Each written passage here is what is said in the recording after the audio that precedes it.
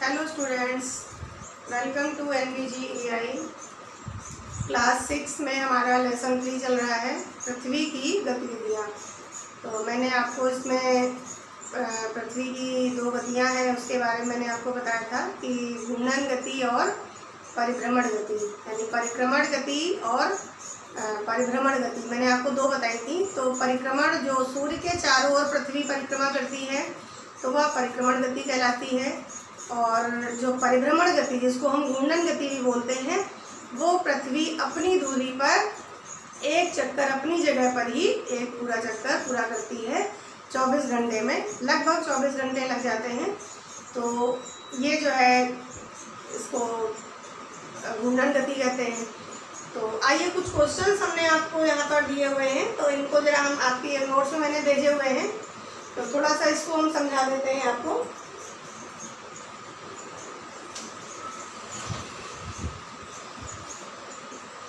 तो ये पहला क्वेश्चन है कि पृथ्वी एक घूर्णन में कितना समय लेती है। तो पृथ्वी एक घूर्णन यानी अपनी धुरी पर जो घूमती है वो कितने समय में एक चक्कर अपना पूरा करती है।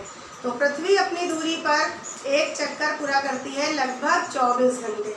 लेकिन जब अलग से हम निकालेंगे यानी कितना मिनट कितना सेकंड, तो उसमें जाएगा कि 23 घंटे 56 मिनट 4.09 सेकेंड का समय लेती है। यानी वैसे तो हम बोल देते हैं कि हमारा जो पृथ्वी है तो 24 घंटे में एक चक्कर पूरा करती है।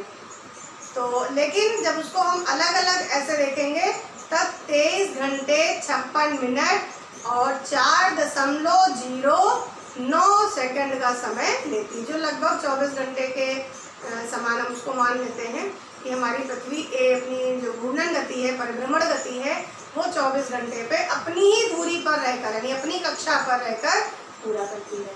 तो ये तो हमारा हो गया कि एक घूर्णन गति में कितना समय लेती है। ये मैंने आपको बताया कितना लेती है, 24 घंटे लगभग।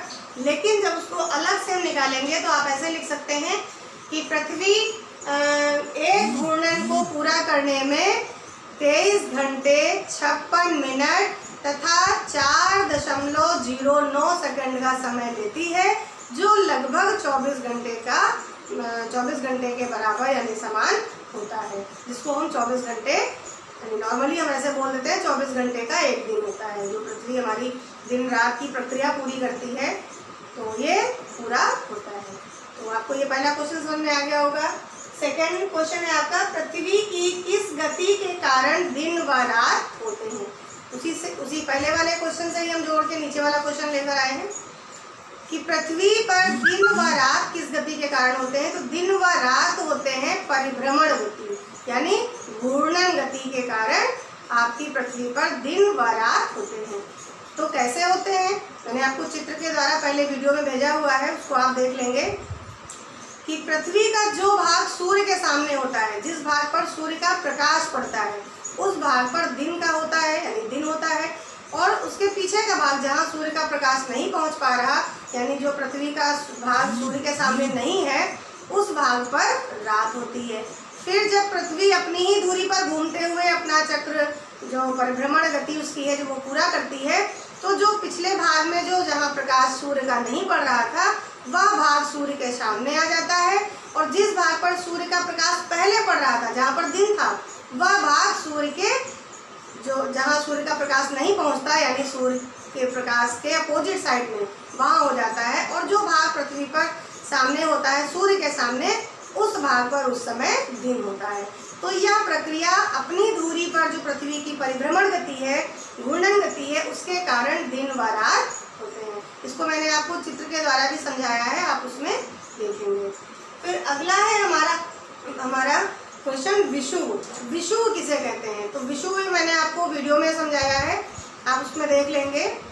और ये क्वेश्चन आपकी नोट्स में नहीं है, लेकिन फिर भी मैंने आपको इसको एक बार फिर से रिपीट कर दिया है, तो आप समझ लेंगे कि विषुव कहते हैं जब पृथ्वी हमारी जो परिक्रमण करती है, तो परिक्रमण करने के दौरान उसमें जो हमारी विषुवत रेखा भूमध्य रेखा है, तो पूरे वर्ष में 2 बार उस पर सूर्य की किरणें एकदम सीधी पड़ती हैं।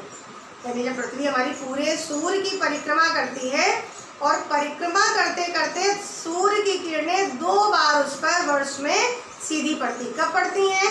एक तो पड़ती है 21 मार्च को, यानी हमारी जो 21 मार्च डेट निकल चुकी है, तो 21 मार्च को सूर्य की किरणें विषुवत रेखा पर सीधी पड़ती हैं। दूसरा कब पड़ती है? 23 सितंबर को, ठीक है, 23 सितंबर को, और 21 मार्च को विषुवत रेखा यानी आपकी भूमध्य रेखा जो पृथ्वी को 2 भागों में बांटती है, 0 डिग्री पर जो आपकी अक्षांश रेखा है, जो सबसे बड़ी अक्षांश रेखा है, उस रेखा पर पूरे वर्ष में 2 बार सूर्य की किरणें सीधी पड़ती हैं, एक 21 मार्च को और एक 23 सितंबर को।